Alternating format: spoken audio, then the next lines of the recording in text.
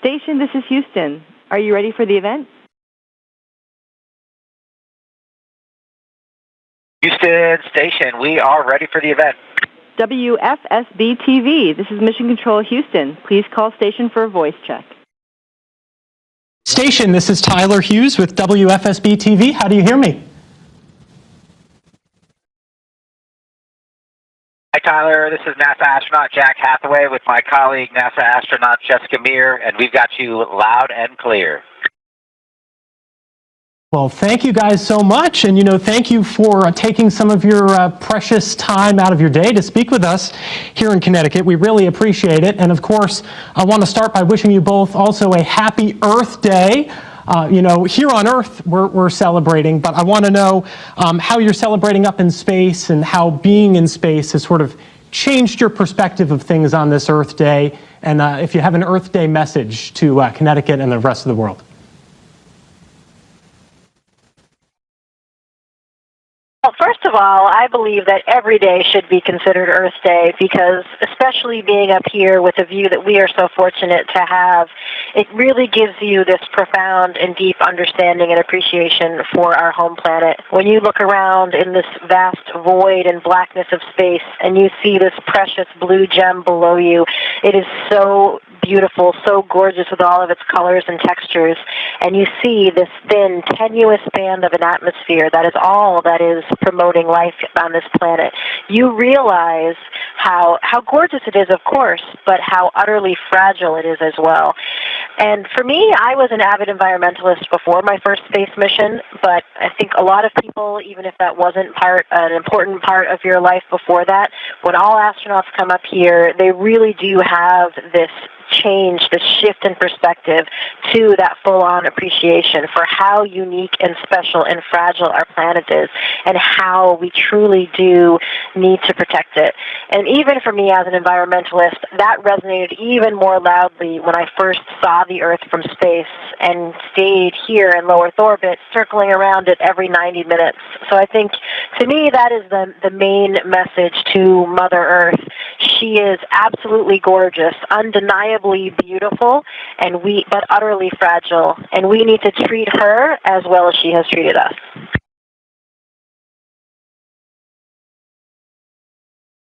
All right, and thank you both very much. Just out of curiosity, do you guys know where you are at the moment above Earth?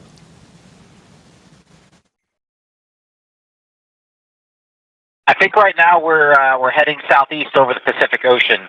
But one of the great things about being up here is that every 90 minutes we do an orbit and we get to see a new piece of the Earth below us. And like Jessica was saying, it changes constantly. It's just such a wonderful view out the window every time, no matter what you're looking at. And every 90 minutes, that means you guys see a sunrise and a sunset every 90 minutes. Is that right? That's right. About every 90 minutes, or every 45 minutes or so, we see a sunrise or a sunset. There's not windows in every module, but we can go and check it out, and it's really, really spectacular to be able to watch, to see the Earth during daylight, and to see all the mountains and the terrain and the oceans and all the just natural beauty that's out there.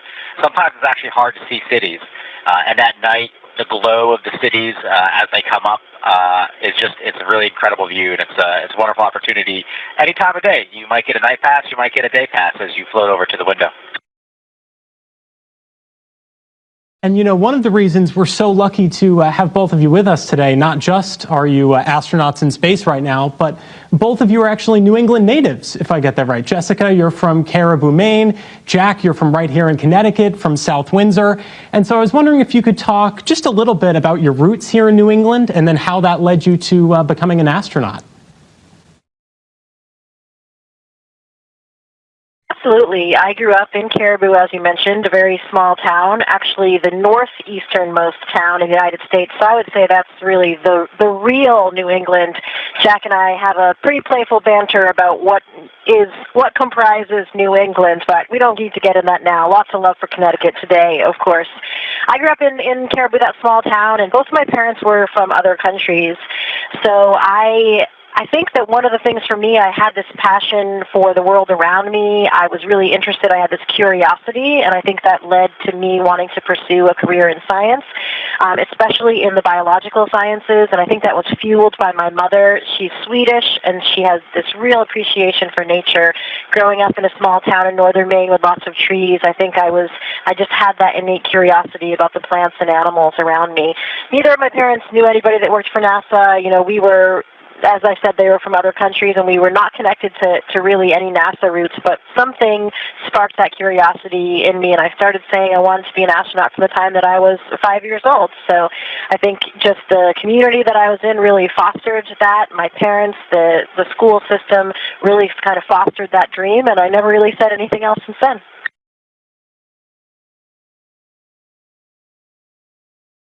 Go South Windsor Bobcats. I'm excited to be from the state of Connecticut, which is definitely part of New England. And home is special, no matter where it is, whatever part of the country, whatever part of the world that you come from. Going home is special, and being able to talk to people back home is special, and it's awesome. I'd had the opportunity a few weeks ago to talk to the high school that I went to, and talking to the students that walk the same hallways as me. It's inspiring for me too. I know the students said that they were excited to talk to me, but it's exciting to talk to them as well, because they're the next generation. We've been living up here on the space station for 25 years, and humanity is not going to stop. We're going to keep going forward, and it's exciting to see the people from our hometowns, people from New England, people all over the country and the world really that are excited about space and excited about all the opportunities up here.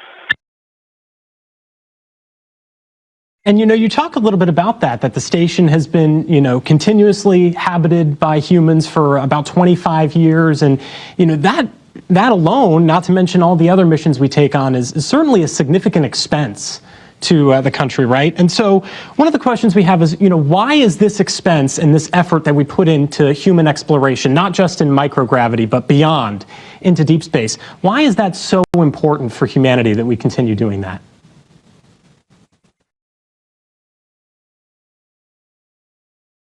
To me, it's really threefold of why we explore it all, why we're going back to the moon, why we're here on the International Space Station. And the first one to me is just about the spirit of exploration. For me, as an astronaut, as a real explorer at heart, that alone is enough to justify the expenditure that we put into NASA, which, of course, is a significant budget, but is actually fairly small when we look at it in the scale of all government expenditures.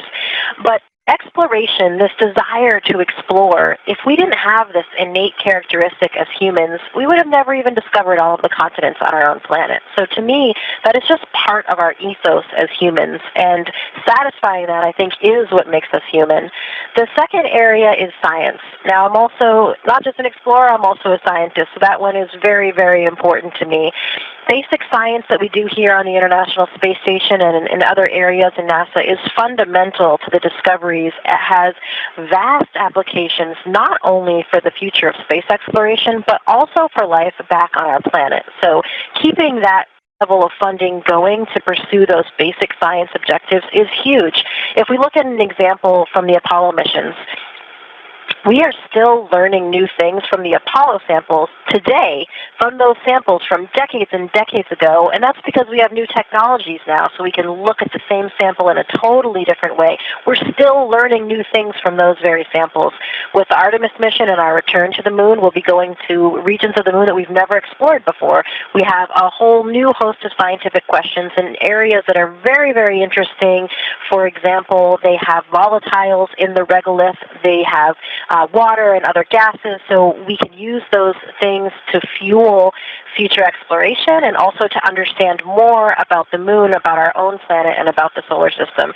And lastly, we have these unanticipated benefits. Again, if I use Apollo as an example, when we were starting our efforts to go to the moon in the 60s, there was a huge outpouring of resources into all of science, technology, engineering, and math, things that we now know as STEM. And that has paid dividends for decades since in areas far outside of the space sector with all of these unanticipated spin-off type benefits. And I think that we can expect that from everything that we do here on the International Space Station and with the Artemis program as well. So to me, those three areas, exploration, science, and then all of the other unanticipated benefits make it well worth every dollar that we spend. And, Jessica, I know you're quite the seasoned astronaut, but Jack, this is your first time up on the International Space Station. And so I want to ask you, what was that transition like for you, and what sort of surprised you the most about living on orbit?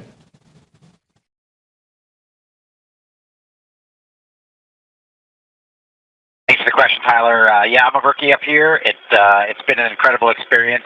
Having Jessica as our commander and seasoned astronaut to mentor us has been great for the rookies on the crew. And that's true across the whole astronaut office. We have a great team of people out there, kind of bringing us rookies along. For me, sometimes it's a tough transition. The human body changes quite a bit when you get up here. We deal with motion sickness, and we deal with trying to figure out which way is up every day while we're up here. And that's one of the things that surprised me the most. We're here in this module, in the Japanese laboratory module, and we're kind of in the deck is below us, and the ceiling is above us, and we have walls. But as Jessica's clearly demonstrating, it's very easy to flip your body around. And one of the things my brain does is I change the wall for the ceiling because it reorients the whole room.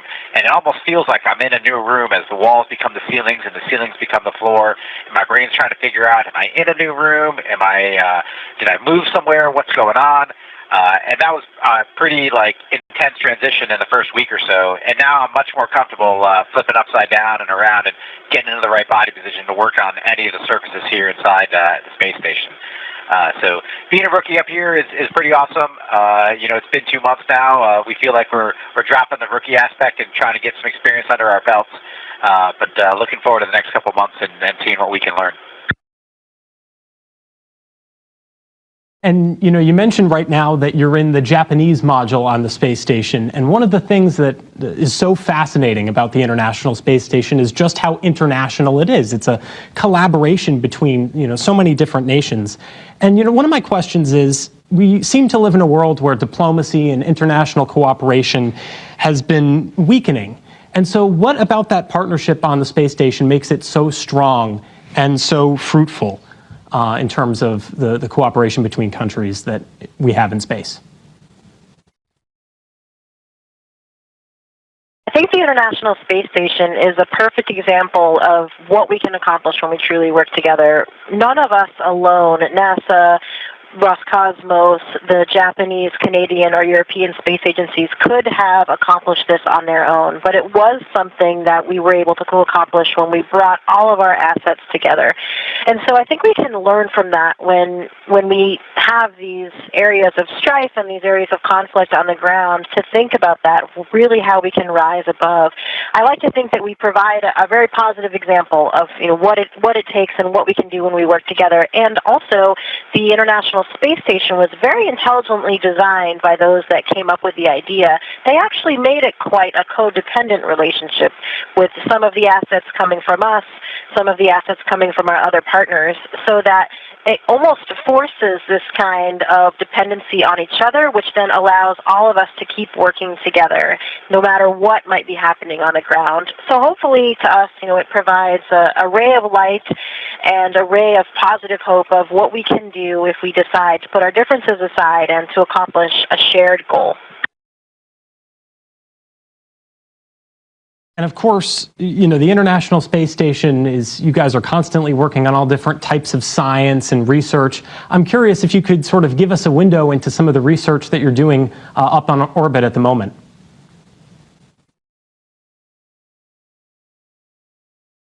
Yeah, absolutely. The science that we do up here on orbit is pretty incredible and pretty interesting as well. And one of the neat things is, no matter what your background is, you get to come up here and work on science and these new technologies we're working on.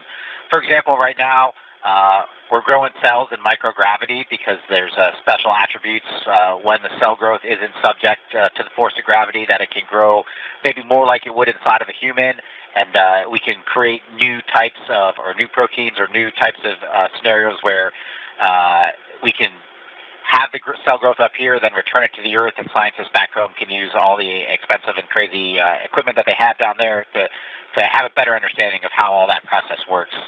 Additionally, we have a cold atom lab up here where the experience of microgravity allows us to reduce the temperatures even closer to 0 degrees Kelvin in a way that we can't really do on the surface of Earth to really get into general relativity and understanding how the universe is working. Just a couple days ago, one of our crewmates planted some alfalfa in the European module in one of their experimental racks to help our understanding of growing crops for the future, for future development as we go on to Moon and Mars beyond. So there's all sorts of different types of science experiments going on. We just had a cargo vessel show up last week, so we're in the midst of a whole bunch of science campaigns to get that science into work. And it's a pretty exciting part of everything, the things we do every day up here. And it's, you guys are constantly working on all sorts of science, but you're also living every day on the space station. Can you sort of walk us through a day in your life, if there even is such a thing as a typical day on the International Space Station? What does that entail for you? One of the nice things about this job, both on Earth and on the ground, is that there isn't really a typical day. Every day is different. You're not just doing the same thing over and over, but we definitely have a routine up here. And our workday is actually about 12 hours long. We have a morning planning conference with the ground every morning at around 7:30, and then we set off to work. Each of us has a line in the schedule that we see on our laptops, and we go through the day to accomplish our different tasks, ranging from conducting some of the scientific experiments that Jack was talking about. Then you might have to do some maintenance procedure on the toilet, for example. We might have to do some upgrades on various other systems throughout the space station. Some days you are doing spacewalks outside the space station. We did one of those in March, and that actually takes quite a lot of prep, many days in advance, getting all the equipment ready and getting ready to go out the door. And of course, that's a very long day of work.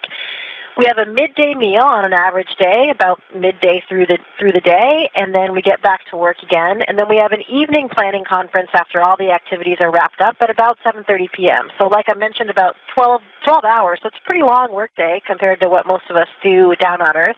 But we're really doing different things all day long, ranging from all those different maintenance activities to science and, of course, to our exercise, which is part of every day. It's fundamental to our daily routine to make sure that we keep our bones and muscles healthy, since those would start deteriorating quite rapidly without the force of gravity like we have on Earth. And I know we're running a little bit low on time here, but just one last question for you guys. Young people all over Connecticut, all over the world could be watching this interview. If there are young people out there that want to follow in your footsteps one day, want to go to space, if not deep space and beyond, what's the advice that you would have for them?